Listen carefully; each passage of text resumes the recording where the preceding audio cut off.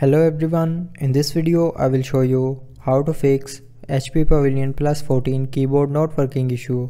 So before starting the video, don't forget to subscribe the channel and also press the bell icon.